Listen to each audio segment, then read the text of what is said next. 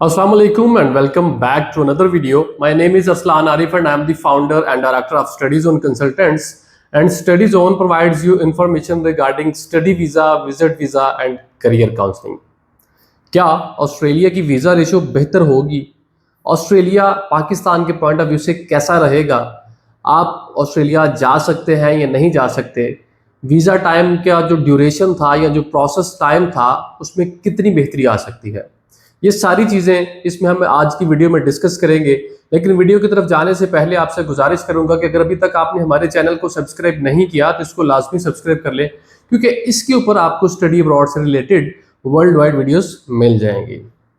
चलें जी, proper start करते हैं जी। ऑस्ट्रेलिया को आपकी जो ऑस्ट्रेलिया के हवाले से काफ़ी सारी गुड न्यूज़ है निकल के आ रही हैं कि जी अब ऑस्ट्रेलिया जो है वो finally back again for Pakistani students और स्पेशली जो आपका इंडियन स्टूडेंट्स हैं उनके लिए भी।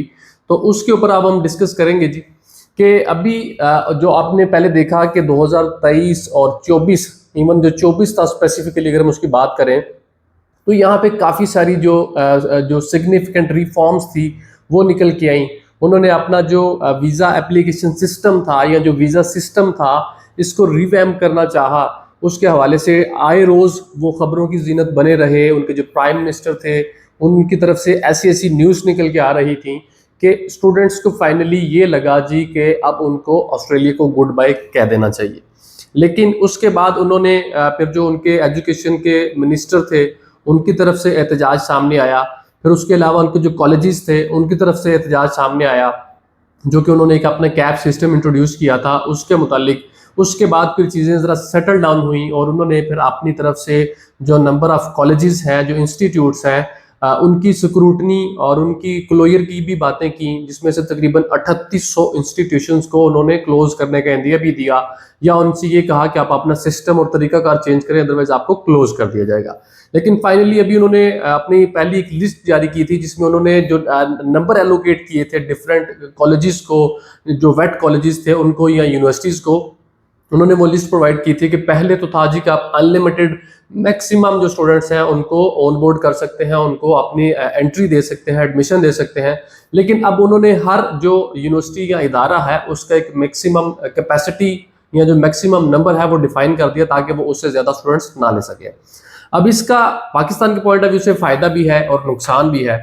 फ़ायदा इसका ये हो सकता है कि अब जिन स्टूडेंट्स को आपको जो COE इशू होंगे वो डेफिनेटली जाएंगे और ये इस चीज़ की समझें कि खुशखबरी होगी कि आपको वीज़ा भी उसके ऊपर मिलेगा, क्योंकि अभी उन्होंने अपनी जो GTE थी, जेन्युइन टेम्परेरी एंट्रेंस थी, उसको GST कर दिया है, जो कि आपका जेन्युइन स्टूडेंट है, उसका टेस्ट है, उसके क्वेश्चंस हैं, उसके मुतालिक अब आपके बारे में पूछा जाएगा। आप अगर वो अपनी सारी चीज़ें फुलफिल करेंगे तो ऑब्वियसली आपको उसके बाद जो है वो आपके लिए आसानी हो जाएगी। GST के ऊपर, जिसको GT भी कहते हैं, GSR भी कहते हैं, इसके ऊपर आपको ऑलरेडी मेरे चैनल पे एक वीडियो पड़ी है जिसमें कंप्लीट इन्फॉर्मेशन है कि आपको अपना GST की जो क्वेश्चंस और रिक्वायरमेंट्स हैं उनको कैसे फुलफिल करना चाहिए ताकि आप जो वीज़ा रिफ्यूज़ल है उसको अवॉइड कर सकें। इसके अलावा अभी रिसेंटली एक मैं रिपोर्ट पढ़ रहा था जिसमें जो ऑस्ट्रेलिया का जो ब्यूरो ऑफ स्टैटिस्टिक्स है उन्होंने एक अपनी जो फिगर्स दिए हैं कि करंटली जो ऑस्ट्रेलिया की आबादी है वो फाइनली 27 मिलियन तक जा पहुंची है और इसमें तकरीबन जो है वो 83% का राइज देखा गया है और एक्सपेक्टेशंस है कि 2031 तक यहाँ पे तकरीबन 30 मिलियन की आबादी हो जाएगी। अब इससे पहले जब उन्होंने पोस्ट कोविड आया था तो उनसे पहले बॉर्डर्स बंद थे, स्टूडेंट्स भी बैन थे, जो आपके स्किल्ड वर्कर्स थे वो भी बैन थे। उसके बाद जैसे ही ओपन हुए बॉर्डर्स और अच्छी खासी आबादी वहाँ पे चली गई। तो स्टूडेंट्स के लिए उन्होंने जो एक तो नंबर उन्होंने अनाउंस किए हैं, उसके अलावा आपके पास जो अपनी रेलिवेंट डिग्री है, जो टेम्परेरी ग्रेजुएट वीज़ा है आपका 485 जो सब क्लास है, अगर उसके बाद आपके पास एक्सपीरियंस है अपनी फील्ड से रेलिवेंट तो आपका जो PR का पाथ है वो इजी और जो है वो शॉर्टन हो जाएगा। आप अब अगर आपने ये कोशिश ये करनी है कि अपनी जो डिग्रीज है आप वो वाली चूज करें जिनमें आपको बेनिफिट ज्यादा मिले, क्योंकि जो ऑस्ट्रेलिया की PR है ना वो टोटली आपकी पॉइंट बेस्ड है। आपने PR के लिए उनके जो मैक्सिमम पॉइंट्स हैं उनको इकट्ठा करना है। आपने जो लिमिट है वो 65 है, 65 पे जाके आप वहां पे अप्लाई कर सकते हैं। लेकिन आपके जितने पॉइंट्स ज़्यादा होंगे आपको उतनी जल्दी वहाँ पे बुला लिया जाएगा। और इन केस अगर आप उस टाइम पीरियड के अंदर नहीं बुलाए जाते तो ऑब्वियसली आपको फिर वापस ही मूव करना पड़ता है। तो स्टूडेंट्स के लिए बड़ी अच्छी न्यूज़ ये है कि जी अभी जो पहले आपको काफ़ी वीज़ा डिलेज भी देखने पड़ रहे थे वो भी अभी नहीं है। अब इवन हमारे कुछ ऐसे स्टूडेंट्स थे जिनके हमने वीज़ाज मैक्सिमम 2-2 दिन के अंदर भी 2-2 दिन पहले हमने वीज़ाज उनके सबमिट किए अपॉइंटमेंट लेके, उसके बाद 2 दिन के अंदर जो उनको वीज़ा ग्रांट की ईमेल आ गई, उनको ईमेल आ गई। तो अब ये है कि ऑस्ट्रेलिया अगेन मार्केट में वापस आ रहा है। आपके पास बड़ा अच्छा चांस है। ऑस्ट्रेलिया का कोई मैच नहीं है। आप उसकी इकोनॉमी को देखें, आप वहाँ पे क्वालिटी ऑफ एजुकेशन को देखें, आप पीआर को देखें, आप लिविंग स्टैंडर्ड्स को देखें, हर तरह से वो बाकी जो दूसरे कंट्रीज हैं उनको पीछे छोड़ता है।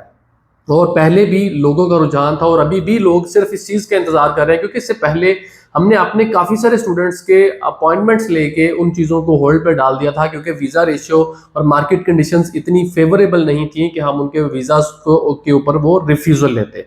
तो इस वजह से हमारी हमेशा से प्रायोरिटी ये होती है कि स्टूडेंट को एटलीस्ट वीज़ा रिफ्यूज़ ना हो, डिले हो जाए ना मिले वो बात की बात है, लेकिन वीज़ा रिफ्यूज़ नहीं होना चाहिए।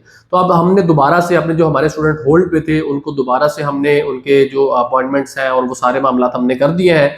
जनवरी इनटेक ऑलरेडी चल रही है, इसके बाद आगे जी आपकी जुलाई और फिर उससे आगे आपकी नवंबर 2025 की इनटेक आएगी। आपके पास ऑप्शन है, आप हमारी टीम से रब्ता कर सकते हैं। स्क्रीन के ऊपर हमारा नंबर है, वहाँ पे कॉल मैसेज कर सकते हैं। हमारा ऑफिस बैरियर टाउन फेज 7 में है, यहाँ पे तशरीफ ला सकते हैं। आप अपनी प्रोफाइल हमारे साथ शेयर करें और मैं आपको ये रिकमेंड करूंगा कि अगर आपकी प्रोफाइल अच्छी है, आपका गैप कम है, आपके पास इंग्लिश लैंग्वेज टेस्ट का स्कोर अच्छा है, ये सारी चीज़ें आपके पास हैं, तो ऑब्वियसली फिर आपको जो है ऑस्ट्रेलिया उसी को चूज करना चाहिए। अगर आपकी प्रोफाइल वीक है, आपके पास आइट्स का जो स्कोर है वो अच्छा नहीं है, या आपकी ओवरऑल जो बजट है वो कॉन्स्टेंट्स हैं, तो भाई फिर मैं आपको रिकमेंड करूंगा आप यूके चले जाएं। आप भले वहां पे पीआर ना करें या ना उसकी तरफ आगे प्रोसीड ना करें, लेकिन एटलीस्ट ये है कि वो आपकी वहां से जो डिग्रीज मिलेंगी वो आपको इंटरनेशनली रिकग्नाइज्ड डिग्रीज होती हैं और उनकी बेस पे आप दुनिया जहां चाहें आप जॉब भी ले सकते हैं और वहां पे जाके सेटल भी हो सकते हैं। तो मेरे ख्याल से आपके लिए आप खुद से डिसाइड करें। अगर प्रोफाइल अच्छी है तो ऑब्वियसली ऑस्ट्रेलिया को चूज करें, अगर नहीं अच्छी तो आप अपना किसी और कंट्री को चूज कर सकते हैं। अगर आप स्टिल इनडिसाइसिव हैं, आपको समझ नहीं आ रही, तो आप हमारी खिदमत भी हासिल कर सकते हैं। आपसे मुलाकात होगी अगले वीडियो में, तब तक के लिए अल्लाह हाफिज।